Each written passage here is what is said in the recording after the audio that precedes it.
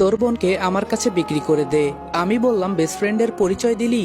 ফাহিম বলল, যখন শুনবি তুই তোর বোনকে ধর্ষণ করেছিস তখন সহ্য করতে পারবি তো? আমি বললাম, এতটা নিচে নেমে যাবি আমি ভাবতেও পারি নাই। ফাহিম বলল, তোর ভাবনাতে আমার কিছু আসে যায় না। আমি বললাম, আমার বোনকে ছেড়ে দে। ফাহিম বলল, তোর সামনে তোর বোনকে আজকে আমি ধর্ষণ করব।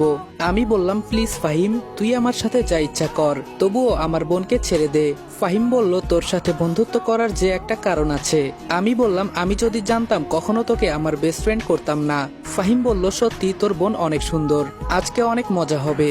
আমি বললাম, ফাহিম, তুই আমার আম্মুর হাতে খাবার খেলি, আমার আপন ভাইয়ের মতো আমি তোকে দেখি, আর আজকে তুই আমার বোনকে ধর্ষণ করার ফাঁদ পেতেছিস। ফাহিম বলল, তোর সাথে ফ্রেন্ডশিপ করার এটাই কারণ ছিল। আমি বললাম, আজকে তোর কথা শুনে আমার খুব খারাপ লাগছে। ফাহিম বলল, লাগলে আমার কি? আমি বললাম, আমি মানুষ চিনতে ভুল করেছি রে। ফাহিম হাসতে হাসতে বলল, বিশ্বাস কর, তোর বোনের সৌন্দর্য দেখে আমি লোভে পড়ে গেছি। আমি বললাম, এসব দেখার আগে তুই আমাকে মেরে ফেল। ফাহিম বলল, সেটা তো হবে না।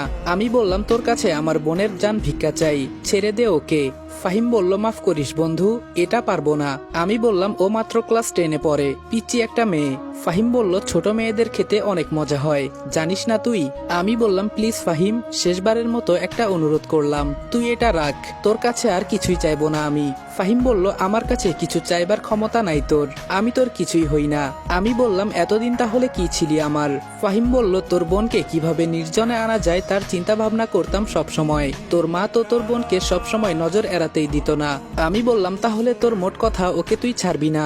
ফাহিম বলল, তোর বোনকে আগে তোর সামনে ধর্ষণ করব, আর মানুষ জানতে পারবে এই ধর্ষণ তুই করেছিস। আমি বললাম, সময় এবং নদীর স্রোত কারোর জন্য অপেক্ষা করে না, একটা প্রবাদ বাক্য আছে জানিস? ফাহিম বলল, আরে তুই আবার আমাকে কি করবি? তোর শরীরে তো এক ফোঁটাও রাগ নাই। আচ্ছা, তোর বোনকে আমি ধর্ষণ করব, এরপরেও কি তোর রাগ হয় না? আমি বললাম, তোর মতো আমি নেমহারামি না। আমার মা বাবা আমাকে ছোট থেকে শিক্ষা দিয়ে তুলেছে। লোহার রডটা দিয়ে আমার মাথায় একটা আঘাত করলো, মাথা ফেটে রক্ত আসছে এখন। ফাহিম বলল, কিরে শালা, এরপরেও তোর কি একটুও রাগ হয় না আমার উপর? আমি বললাম, এক কাজ কর, তুই আমাকে মেরে ফেল। ফাহিম বলল, এটা করা যাবে না, একটু পর তো তোর সামনে তোর বোনকে ধর্ষণ করব, আর সেটা তুই দেখবি না, এটা কি কখনো হতে পারে? আমি বললাম, তোর বোনকে আমি নিজের বোনের মতো দেখতাম, আর তুই আজকে বেস্ট ফ্রেন্ডের দোহাই দিয়ে আমার সাথে বিশ্বাসঘাতকতা করলি। ফাহিম বলল, মনে কর আমি মির্জাফর। আমি বললাম, তার থেকে তুই আরো নিকৃষ্ট। আমিও ইচ্ছে করলে তোর বোনকে বাজে নজরে দেখতে পারতাম। রডটা দিয়ে আবার আমাকে ইচ্ছা মতো মারতে লাগলো। তোর তো সাহস কম না, একদম আমার বোনকে বাজে নজরে দেখবি না। আমি বললাম, টাকা আর ক্ষমতার পাওয়ার দেখিয়ে আজকে তুই আমার সাথে যেটা করলি এটা আমার মনে থাকবে। ফাহিম বলল, ওহ তাই নাকি? বাবু তো রেগে যাচ্ছে। কই, আমি তো দেখতে পারছি তুই হাসছিস। পাশে থাকা একটা লোক বলল, হ্যাঁ বস, আপনি ঠিকই বলছেন, শালা একটা মগা। এটা শুনে সবাই হাসাহাসি করতে লাগলো। ফাহিম বলল, এই তোরা ওর বোনকে নিয়ে আয়, আজকে আমি অনেক খুশি। আমি বললাম, তুই আমার বোনের সাথে এমন করতে পারিস না ফাহিম, আমি তোর পা ধরে বলছি। ফাহিম বলল, আমার ভেতরে কোনো মায়া দয়া নাই, তাছাড়া এতদিনের সাধনা আমার। এই তোরা ওর হাত পা ভালো করে বেঁধে ফেল, যাতে নড়াচড়া করতে না পারে। আমার চোখ থেকে টপ টপ করে পানি পড়ছে। আমি বললাম, তোকে নিজের ভাইয়ের থেকে আমি কম ভালোবাসি নাই, আর আজকে তুই আমার বোনের সাথে বাজে বিহেভ করছিস। ফাহিম বলল, দেখ রনি, তোকে আমি বুঝিয়ে বলি। আমি বললাম, আর কি বোঝাতে চাস তুই আমাকে? ফাহিম বলল, প্রত্যেকটা বিষয়ের পেছনে একটা কারণ থাকে। আমি বললাম, তোর মতো মানুষরূপী কুত্তা যেন কারো ঘরে না জন্মায়। ফাহিম হেসে বলল, দেখ তোর বোনকে কি সুন্দর লাগছে, ওকে সাজিয়ে আনা হয়েছে, কথা বলবি ওর সাথে? এই ওর মুখের বাঁধন খুলে দে। মাহি বলল, ভাইয়া তুই কাকে ঘরে এনে জায়গা দিলি? তোর মতো ওকেও আমি নিজের ভাই মনে করতাম, আর আজকে ও এটার সুযোগ নিল।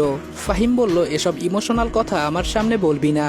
আমি বললাম, মাফ করে দিস বোন আমাকে, আমি তোকে বাঁচাতে পারি নাই। মাহি বলল, দেখ ফাহিম, তুই আমার নিজের ভাইয়ের মতো, আমার দিকে তাকিয়ে দেখ, আমি না তোর বোনের মতো? তোরও তো একটা বোন আছে, প্লিজ আমাকে ছেড়ে দে, আমার একটা ভবিষ্যৎ আছে। আজকে তুই আমার ইজ্জতের উপর হাত দিলে আমি কি নিয়ে বাঁচবো?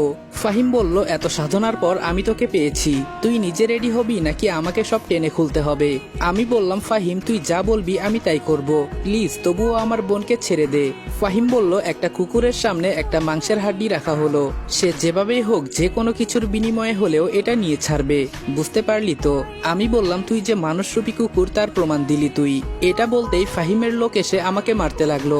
মাহি বলল, প্লিজ আমার ভাইকে মারিস না, যা করার আমার সাথে কর। ফাহিম বলল, এই তো লাইনে এসেছিস, এই তোরা সবাই বের হয়ে যা। ফাহিমের কথা শুনে সবাই চলে গেল।